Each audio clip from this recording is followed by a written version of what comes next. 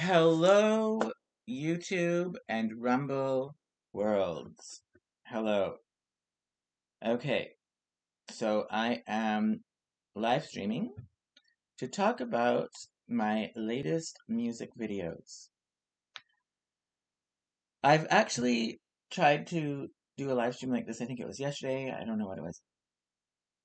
I was battling microphone issues, inexplicable microphone issues that seem to have inexplicably resolved themselves.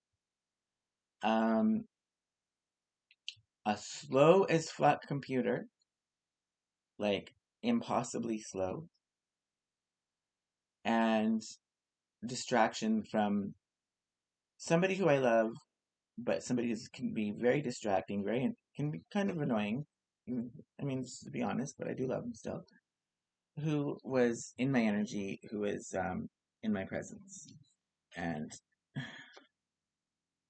I can't even think half the time when he's around. Honestly, he's not here right now. It's on my arm. Pancake batter. I'm all dressed up and I've got pancake batter on my wrist. Anyways, um, I don't know. Yeah, anyways, right now, fingers crossed, let's hope it keeps going like this. Right now, my crappiest fuck laptop, new laptop that was only $200, is seems to be working fine. Like, I'm not pushing it to do anything crazy, but it is doing this live stream right now. Okay, and it's doing it. So, yay. Um, yeah, let's not push our luck. I just had a thought, but then like, oh, okay. So I did do a live stream like this yesterday, I think it was, and I probably made it private right away because I realized right afterwards I forgot to say something I was going to say, and there are all these distractions, like I was saying. So, anyways, so my latest music video is for a song called Glycerine, not Listerine, not Listerine, the mouthwash, but Glycerine. But sometimes it sounds like they're saying Listerine, so that's why I called this live stream Listerine. Look at that fucking gap in my teeth. Like, holy fuck. Anyways, I guess I'm ready for Halloween. Anyways, it's for Glycerine. I almost said Listerine. My latest music video is for a song called Glycerine by the rock band Bush. And I'm just discovering this song, even though it's from the 90s, which, I love 90s music as a teenager in the 90s. But somehow in the 90s, I missed that one. And it was a good one. I don't know how I missed it. Well, I do know, because in the 90s itself, I was in school. I was a kid. I was in high school, and I was a big nerd because I was in the International Baccalaureate program, and I wasn't really listening to rock music and partying. I wasn't really like your average teenager, actually. Because my parents were like big partiers, and I was rebelling against them by being sticking to the straight and narrow. I can't stop yawning. So annoying. So, anyways, um, and to the extent that I was listening to music in the 90s, it would have been stuff that my parents wouldn't have liked, because again, rebelling, right? You wanted to be different from your parents. So I would have been listening to like rap or R&B or people like Celine Dion. Okay, um, um, not rock music because that's what my parents were into. Although my parents were never into Bush. I want to look up some basic information about this song. But for my video, okay, this is what I forgot to say in my first live stream. Why I'm redoing this. For my video for Glycerine, um, I've got a few still photographs of myself that are mostly black and white, but a certain element and a different element from each photograph is colorized. Okay, it's kind of neat effect. And but that's just a couple photos at the beginning. The bulk of the video is video footage of me singing. I am singing in that video footage. You can't hear it because you hear the song Glycerine. But what I was actually singing when I was recording that footage is Don't Cry for Me, Argentina by Madonna. So I'm singing Don't Cry for Me, Argentina by Madonna. Um, when I repurposed that footage to be for the song Glycerine by Bush. Like, so if you're wondering why the lip syncing doesn't match, yeah, that's why. Because I wasn't lip syncing, I wasn't even singing that song. It's not the same song at all. In some places, it actually looks like it does match, or a close match. That's just a coincidence. um, but it also, in many places, it obviously does not match. So no, it's not that I was doing a terrible job. I know that I'm singing a completely different song. I just wanted to use that footage.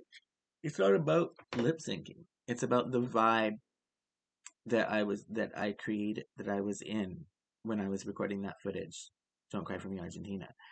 And it just matched the vibe of the song, I thought. And I wanted to use footage showing my new hair color, so I'm back to being blonde again, okay? Um, and that's the only footage I had with this new color. So that's the deal. But isn't that kind of funny? Like I'm singing "Don't Cry for Me, Argentina" by Madonna, and it's a totally different song. It's in the video for like kind of a hard rock song. Well, not really hard rock, but what do you call that? Like 90s rock. It's more like soft rock or like I wanted to say indie rock, but I don't even know what that means. Okay, anyways, let's look up. Well, let's look up indie rock. Is that even a thing? Why is that word coming in my mind?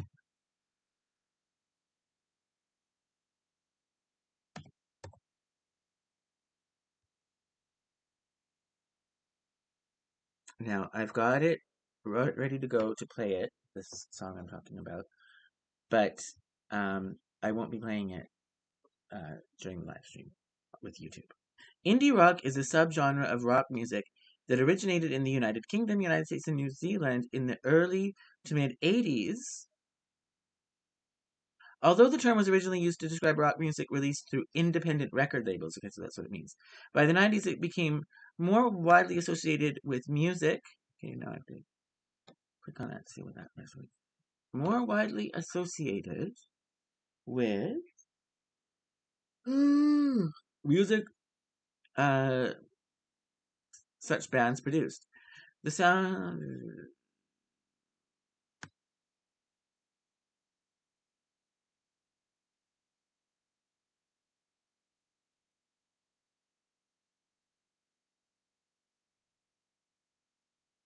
I think it would be. I think it would.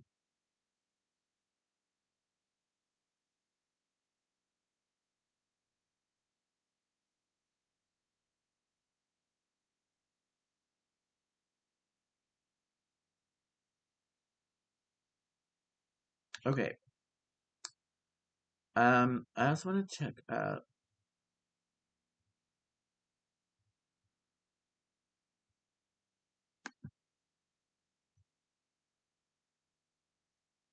some basic facts about this Glycerine Bush song. I don't even know much about Bush. Is Bush the band that the lead singer? Let us find out. Yeah, Gavin Rossdale. Yeah, yeah, yeah.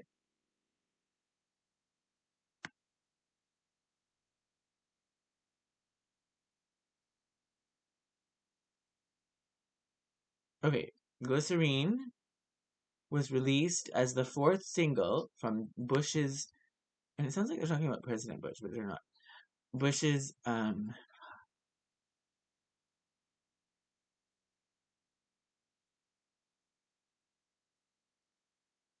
fucking just opened. Like, this computer is slow, don't get me wrong.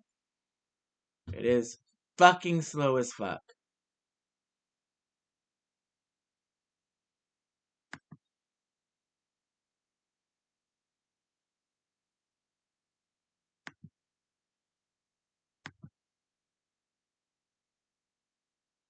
Fuck. Like, what is so fucking difficult? Okay, Glycerine was released as the fourth single from Bush's debut album 16 Stone in November 1995. It became a hit across Europe, Australia, and North America. Okay, blah, blah, blah, blah, blah.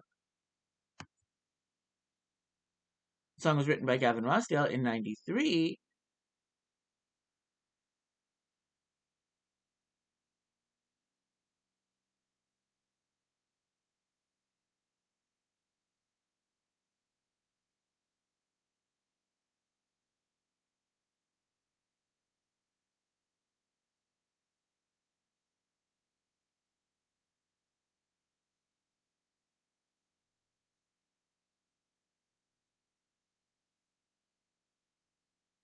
Okay.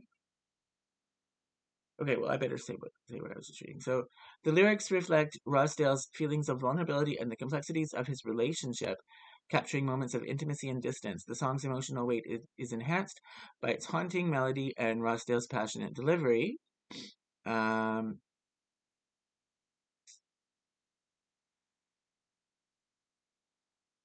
uh, Often interpreted as a love song that explores themes of longing, dependency, and emotional turmoil within a romantic relationship. The title itself, while unconventional, symbolizes the volatile nature of love, as glycerin is a substance that can be both soothing and dangerous.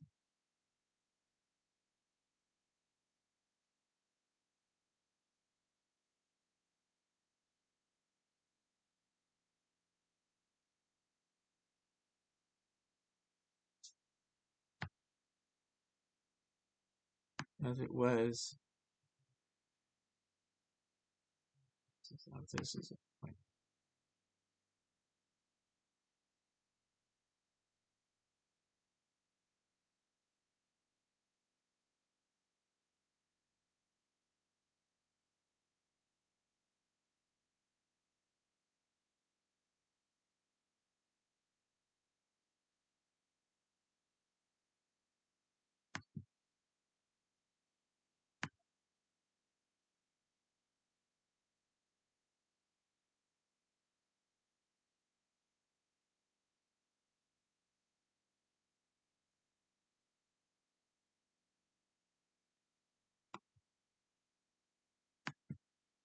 Come on, bitch.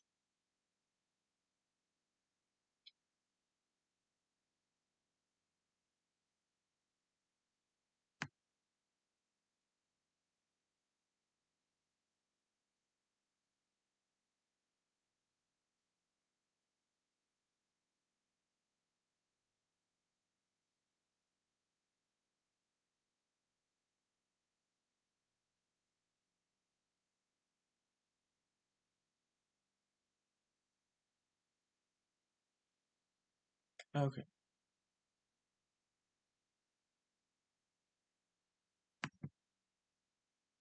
See, I don't know much about this group, Bush. I never was really into them. I think literally the only thing I know is that the guy was dating Gwen Stefani.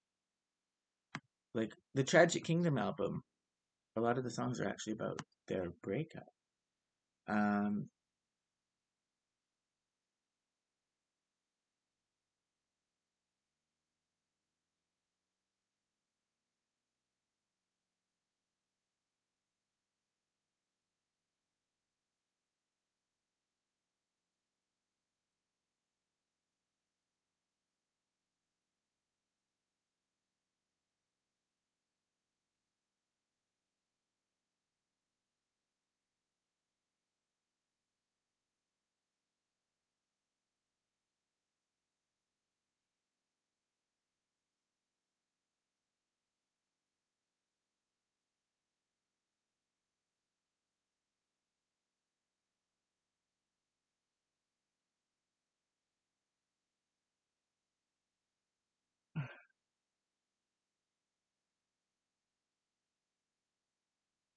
oh, okay.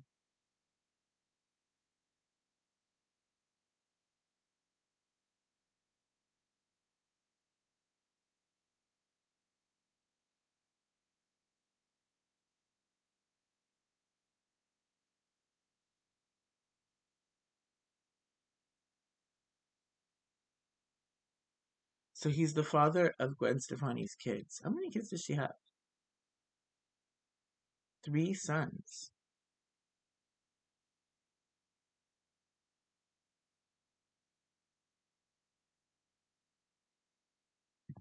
Okay. And okay.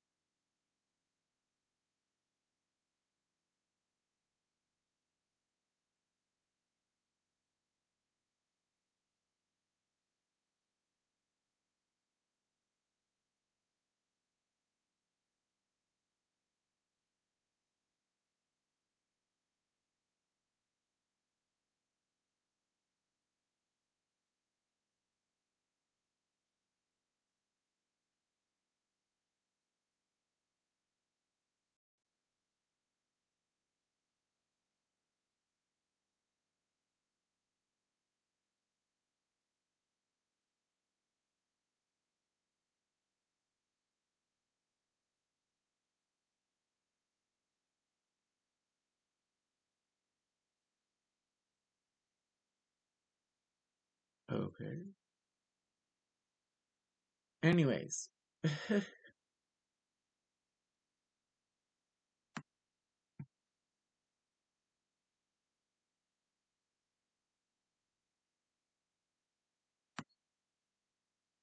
Okay, I should stop reading. Um, so how did I miss this song? How did I miss this? Because I loved No Doubt too. I loved Gwen Stefani. And like 95, like I was actually, by that point in time, I was hanging out and partying a little bit because I started going to the queer youth group and I had friends and stuff. That's how I was knowing about No Doubt and all that. Like, I don't know. Somehow I missed this. Somehow I missed this. I guess it was meant to be part of my life during my second teenagehood, which is in my 40s right now. I need to clean these glasses. Let me just say, let me just say that, well, I'm in a good mood, first of all. And some of the stuff that I've been, well,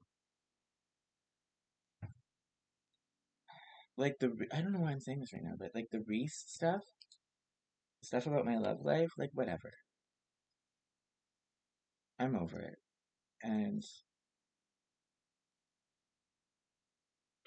And I don't feel as isolated as I was coming across. Like I actually know that I actually have lots of friends.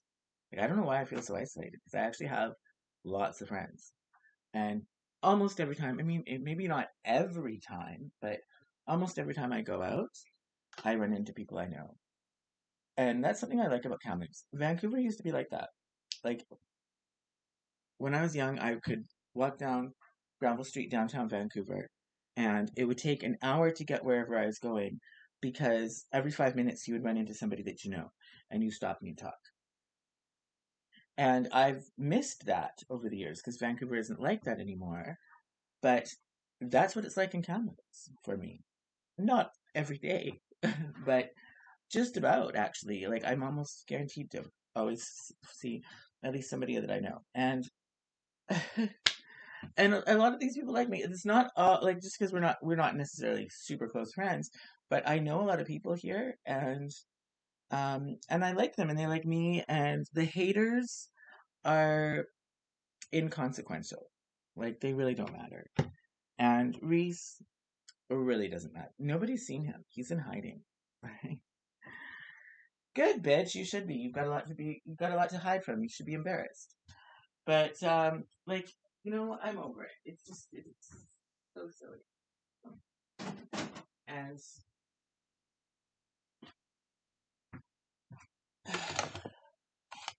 yeah, and I'm not even really looking to be in a relationship. Really, like who wants that? Who wants that?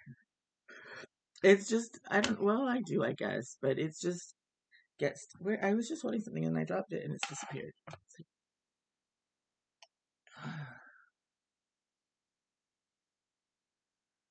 it just gets like I don't know. Sometimes I don't know what it is. Well, also I'm an empath and I pick up on other people's emotions. And sometimes I can be feeling a certain way and it's not even my feeling. And I don't know that. I need to get better at knowing the difference between those. Like I can sometimes know that, but sometimes I don't know that. And so that can be going on sometimes. But yeah, and the world is horrendous, right? And the stuff I did posted yesterday about the tactics that they're using against dissidents. All that is true, basically, and I am suppose I guess a dissident as well. Like this world is fucked. This world is fucked up. Um, I'm glad I don't let it bother me like how it used to before I moved to Kamloops. Like in my old life, it used to the fucked up things going on in the world really bothered me then. I'm hardly think about it at all now, but it does bother me a little bit when I do look at it. When I look at the situation with Russia, I mean, that is bothering me. It does, because I know how scary it is. But I can't really spend a lot of time thinking about it. Like, I have no control over it. The people who, why am I talking like this? The people who run this world, like the people who do have power over these kinds of situations, are terrible people. They are terrible, terrible people. And they should be ashamed, and I'm sure they're not ashamed though, and so they deserve terrible karma. God will take care of it. And for all the other people out there who don't run the world, but who just fall in line with the overarching narratives that were sold, well, they're idiots. They're fucking idiots. And that would be the vast majority of human beings. Total fucking idiots who need to be saved from themselves, really. But that doesn't, for the most part, that doesn't bother me. Let them be idiots. Let them be idiots. Okay. What else? Yeah, and yeah, something else I guess about the collective hate that is shown towards me for being someone who collects cans. Yeah, that can sometimes be affecting my mood, but for the most part, it doesn't. Because I'd be all the time angry if it did, because it's almost all the time. And I guess it's very eye opening. I think the main thing I want to say about that, the hatred that is directed towards me because I collect empty cans. Um, to me, it's shocking and it's eye opening. I had no idea that I would be despised this much. I mean, what am I doing that's so terrible? Just collecting empty cans. Like I don't quite understand the level of animosity and hatred at that. I don't. Um, and I don't. I mean, I never did that in Vancouver, so I don't really know for sure. But I feel like it wouldn't be that bad in Vancouver. I don't know why there's a segment of the population of Kamloops that absolutely hates that. I don't know why.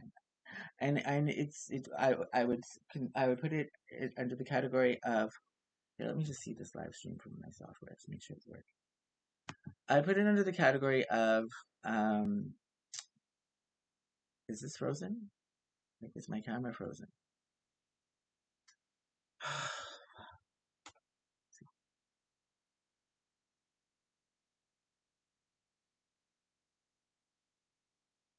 Okay, I'm gonna restart the streaming software. Just give me a second.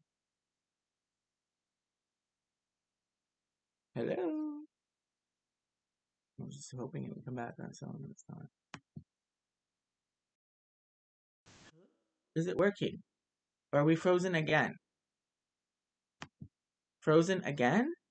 Is that what's going on here?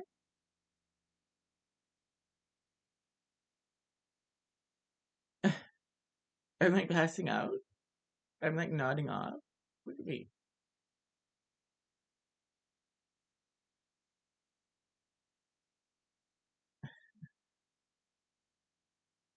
Hello. Hello. Okay, it's caught up. Okay. Um. So yeah, I was just talking about the animosity that's directed towards me because I collect empty cans. I mean, there's also a lot of support that's just not painting a skewed picture here. Like people all the time show their support for me and give me cans, and I appreciate that so much. So there's a lot of support, but there is a lot of hatred. There is undeniably a lot of hatred. I don't know why. I don't know why people are so triggered by it. It's not hurting anyone. It's actually helping to keep the city clean. Um, so I don't know why people uh, are out of joint over it. I really don't. And it is shocking to me. Uh, and I would, what I would call it, it's not really because I'm collecting cans. I would say it's bigotry towards the poor. Big, that's, I mean, it's bigotry. Yeah, bigotry towards the poor.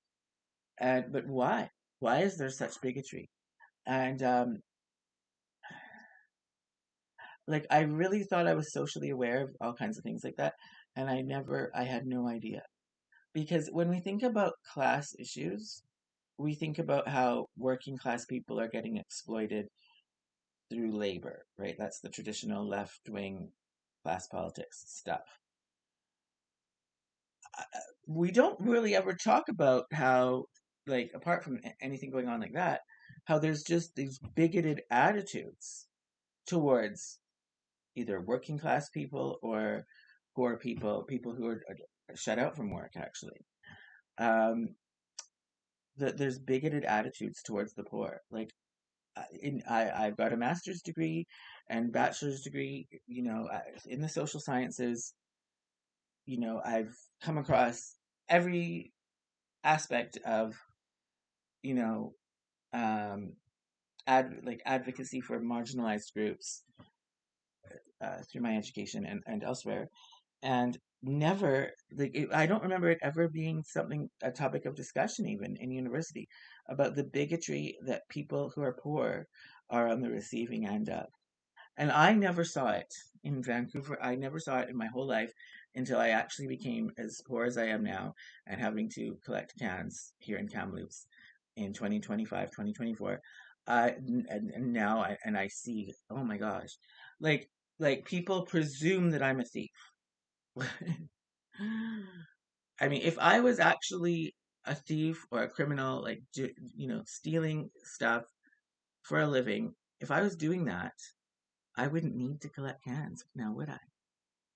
Because I'd be stealing things like, I'd be stealing good things that are worth money. So I wouldn't be collecting cans that are, like, I wouldn't need the cans. So it doesn't even make sense at all that somebody who would be collecting cans would be a thief or involved in crime. Like, why would they?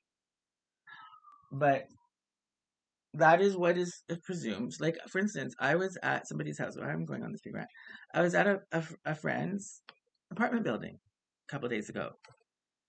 I was in the hallway, a common area of the building, in the hallway, approaching her door of her particular unit, and another tenant in the building, in another unit, had his door open, and I walked right by it, and he come up to me and said that some of his items that he had left out in the hallway in the common area had gone missing. It was an air freshener, one of these plug-in, I think, air fresheners. You plug it into the electrical outlet and it makes the air smell good, right? He said that went missing, basically stolen, and a container full of other things went missing. And the way he was saying it, he was implying that I took it. And and my friend opened the door to let me in. She heard this, and so I didn't need to explain to her. Sometimes I need to explain things to people. They think I'm taking it the wrong way. No, she heard it, and she could see that he didn't come out and accuse me, but pretty close. Like he was implying that I'd taken his air freshener, and it's like, why would anybody do that? Come to think of it, why would anybody steal an air freshener? I mean, they're not worth anything. It doesn't even make sense at all. And but also, I guess another issue is, well, why would you be leaving your things, your possessions, out in the common area of the building? Like you're not really supposed to do that, are you? But I mean, putting that aside, you know, yeah, I mean, so that's an example of the bigotry that I experienced. Or what else? At Walmart. At Walmart, I was at Walmart recently. Yeah, and this is why I don't go to Walmart a lot. Sometimes I will actually pay a higher price just to go to Superstore, to not have to deal with the bigoted cashiers in Walmart in Kamloops. I mean, that's the only way to put it. They are bigoted against the poor. um, and this guy was absolutely convinced that I was doing something shady when I'm going through the till to pay. And I wasn't, but, and I was only buying, what was it, like 2 cans of cat food. It was $2, and I think it was $2.05, something like that. And I gave him some change, a loonie and some quarters, whatever it was, for the $2. Each, there was nickels in there too. There was some smaller denominated coins. With each coin that I gave him as part of the payment, I mean, he practically got out a microscope. He was examining each coin so thoroughly. Now, I don't know if he was doing that because he doesn't know what Canadian currency looks like, and he needed to do that in order to identify how much each coin was worth in order to know the amount of money I was giving him. That does happen. I mean, surprisingly, there's people working as cashiers who don't actually know what Canadian currency looks like, but that's their job, is to be a cashier. It happens quite a lot actually, because they're international students and they don't have a very much background with Canadian money, and then most of the customers are paying with credit cards. So, by the time when I come through their till and pay cash, this could be one of the first times someone's ever seen what Canadian currency looks like, even though they're working as a cashier in a Canadian grocery store. I mean, that boggles my mind.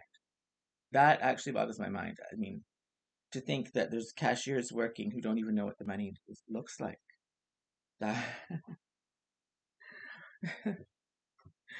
um, I don't know who's hiring them. I would think, if I'm going to hire somebody to work as a cashier, I'm going to put you to a test, and I want to see you count some money. That will be part of the process. And if you have to get each coin and look and get it under a microscope to figure out how much each coin is worth, you're not going to be hired, bitch. You're not going to be hired.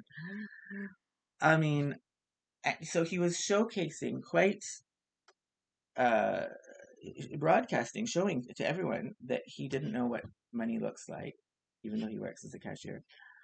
Or was he examining the coins? Maybe he was examining them to see if they were fakes. Like, does that even happen? Like, are they called slugs or something? I don't know, like fake coins. Again, we're talking about a $2 purchase. Who would go to all that trouble? First, I mean, if you were going to counterfeit money and pass it off, you go for the bigger denominations. You're not going to waste your time counterfeiting a nickel, are you? I mean, it's just ridiculous. But he was taking so much time. Then he rudely, like, when you're interacting with a customer, you're supposed to give that customer your full attention. He was here and there and coming back and then re-examining the money. It took forever. I'm paying for 2 cans of cat food, and it took forever for this guy. And of course, I'm giving him the right amount. And I had given him the amount. I actually was within my rights to just walk right out. I mean, I paid, right? I paid. It's not my problem that he's taking forever to count it and figure out if it's right. I mean, I knew it was right. I paid. I got stuff. I could walk out. But I didn't do that because I wanted to wait to get the receipt because I know that being the bigotry against me, that I could be asked for the receipt. So I was waiting for the receipt. So that's why I waited like over 5 minutes for this guy. Like seriously, just so I could get the receipt. I mean, this is in Walmart. I think about when I used to work as a cashier. Like you could never be like that. You had to be fast. You had to be fast. You couldn't spend 5 minutes counting out $2 of change and putting it under a microscope. You could not do that. The customers would get too rowdy at the Army and Navy where I worked in Vancouver's downtown east side. They wouldn't put up with that. But anyways, so I got the receipt and I just said, because it's shocking, right? I just said, as he gave me the receipt, I was like, you are the slowest cashier I've ever dealt with in my entire life. It's true. It's true. I've never seen a cashier like that. And so then you have to go through a gate and then you back past the cashier kind of again, but then you're on the other side of the gate now to get out of Walmart. There's a security guard there. This cashier goes to the security guard, tells him to check my receipt. And sure, the cashier gave me the receipt. The cashier knows that I've got the receipt for the things that I just bought. Like he knows because he was just dealing with me. So there's not a question in his mind that I've stolen it, right? He knows that everything's on the up and up. But he still told the security guard to check my receipt against. So that's harassment at that point. I mean, that's not about loss prevention. There's no point in that. That is just, I don't like that you said that I was slow. I'm going to get the security guard to give you a hard time. That's what that was. And so by this point, there's a bit of a audience of the other shoppers. And I just said to the security guard, he said, "Do you have your receipt for that? Keep in mind, 2 cans of cat food for $2. If I was going to rob Walmart, you think I'd go for some bigger ticket items, wouldn't you?" And I was like, "Yes, I do have the receipt. As a matter of fact, I made sure to get that receipt, even though I had to wait a very long time to get it. I had to have a lot of patience. He's a very slow cashier, but I did make sure to tolerate that, have patience, and wait for him to get the receipt, just so that in case I was asked, I'd be able to show it to you." Like I said that to the security guard, very loud, so that everyone could hear it. I mean, this cashier should be thoroughly embarrassed at this point. I mean, he clearly sucks at his job. Meanwhile, I'm sure the actual shoplifters, are having a field day. Well, well, I'm under the scrutiny over this fucking $2 cat food purchase, right? I mean, it's insane. It's insane. But that's an example of the bigotry that I experience as somebody who collects empty cans. Um, and I really had no idea. It's like a different world, a different reality. Like, I mean, they talk about white privilege, male privilege. Let's just put it up. Middle class is a thing. We're working if you don't have to collect cans, you go through life with a whole series of privileges that those who do have to collect cans don't. Like it's extreme. It's an extreme difference. And I had no idea about this. Somebody who is so socially aware of social issues and especially in social injustice, I've been described in the past as a social justice warrior. I mean, seriously, I was clueless. I mean, I knew that poor people experience difficulties as a result of being poor, yes, but I did not know that there was such judgment, such bigotry, such a strong assumption of criminal guilt that would be tied to someone for being poor. I had no clue about that, and I think it's shameful. I think people who have these attitudes should be ashamed, because the other thing about it is there is no shame about it. Yeah, that's why I'm saying that, because with like, if somebody's racist, right? Somebody's bigoted against somebody because of their race. Most people would be, even if they are racist, right? They usually would be ashamed. They don't go around, they try to hide their racism to a degree, because they know that there's going to be social judgment against them for being racist.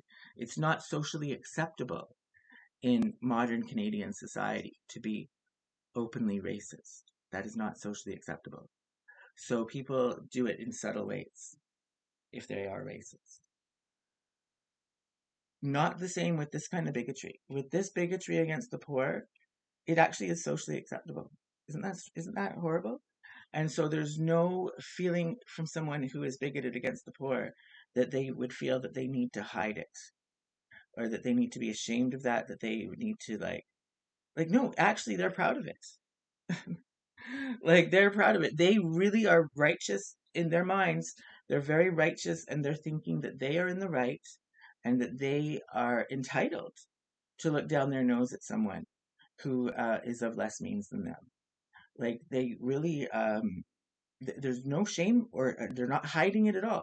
This guy was not hiding that he was had to scrutinize all of my coins like that, and in doing so, advertising that he's basically incompetent at his job, doesn't even know what Canadian money looks like. He felt no need to hide that at all. So this is why I don't go to Walmart. Also, I mean, I have to question, like, just on the subject of race, just about everybody who works at Walmart in Kamloops is of the same race. And Kamloops is a very diverse city. It's got people of all sorts of different racial backgrounds. So why is it that all the people at Walmart are just one race then? Like, how can that be? If they're hiring, a range of candidates, then you would think that the racial diversity that exists within the city itself would be reflected in the staff at Walmart, but it's not. It's not. They're just about all of them would be uh, seemingly South Asian brown people from, I would assume, India or the Indian subcontinent. That would not happen by random chance. That is pointing to some sort of uh, systemic process that would be creating that. That wouldn't just be up to random chance. Because if you took a random sample of people from Kamloops, not all of them are going to be from India. No. Some of them would be, sure. A lot of them would be, but not all. You would have black people, you would have white people, you would have Chinese people, you would have native people, you would have all those other racial groups included, but not with the cashiers at Walmart. So what's going on with that? Um, just pointing out, I mean, it is Canada we're talking about, but if that was the situation in the United States, I believe that that is grounds for legal repercussions against employers for discriminating against black candidates if they find that like just about all the staff at a certain place are a certain race and there's no black people working there at all.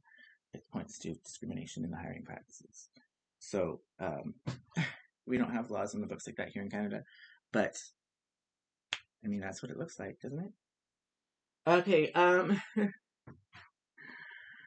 So yeah, I would actually, even with being poor and having to collect cans, I would sometimes rather pay a higher price and go to Superstore. And I've been critical of the cashiers there too. They're much more professional than at Walmart, and they're much better trained. The cashiers at Superstore compared to Walmart. Walmart is shameful. Shame. Like what I deserve an apology really for what happened from that cashier. Right? Like that was bad. The part where he knowingly used the security guard just to inconvenience me, knowing that it was pointless, knowing that I hadn't stolen anything, like that's harassment. Um, so, but this it's all in the day in the life. Like I can't get bent out of shape over these things because happens all the time, and not only at Walmart. I'm presumed to be a criminal, like I said, at my friend's house, but from her neighbors, like just everyone. Like sometimes it seems, not everyone, but sometimes it seems that. So I every day I come across people who have these bigoted attitudes towards me, and I and again they don't feel shame about it. They probably think I should be ashamed, but I know I'm not doing anything wrong. So I just think they should be ashamed, but they're not. There should be more awareness about this. Like just like how there's anti-racism campaigns and like there's been a lot of awareness built that people know that it's not acceptable to be outwardly racist. There should be campaigns letting people know it's not okay to outwardly uh, treat someone wrong, treat someone as less than because they have less money than you. Like that's you shouldn't do that. And if you are doing that, know that it's shameful. Like don't be proud of yourself. You're not doing anything good. So yeah. And another example. I can't think of it now. It happens all the time. Literally, like basically almost all the time. And the people who are good who don't have those attitudes and who actually some of them who support me and give me their cans and that they have no idea, they don't ever see this, so it's something that just goes on and but under the surface, like how I had no idea my whole life, even as socially aware as I was, I had no idea that there was such harsh negative judgment that would come against someone who collects empty cans. Like I just had no idea about that. Because if you're not doing it and you're not going to see it, you're just not going to see it. Okay, enough of all of this. I was not planning on having such a heavy discussion. Um, I'm going to have to end the live stream on YouTube because I'm now going to play my latest music videos. And Lord knows you can't.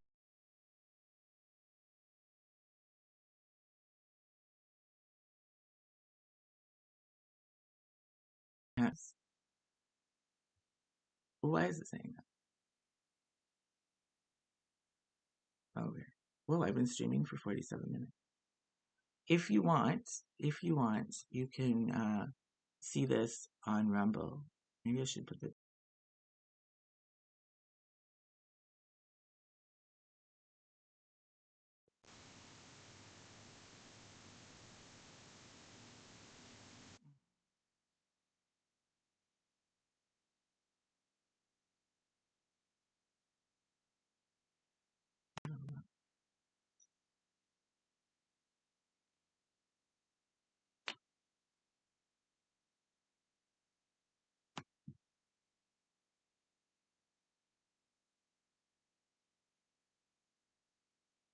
Oh, and I want to say thank you. Well, since now I'm talking to YouTube specifically, there was somebody I was chatting with yesterday, um, who I don't really know, but I've talked to this person like I think only one time before, and I ran into them again when I was out in public yesterday, and so we were chatting again, and this person is subscribed to my channel from one conversation with me months ago back, and this person knew about my music videos and stuff because they follow my channel, subscribe to my channel, and I really appreciate that.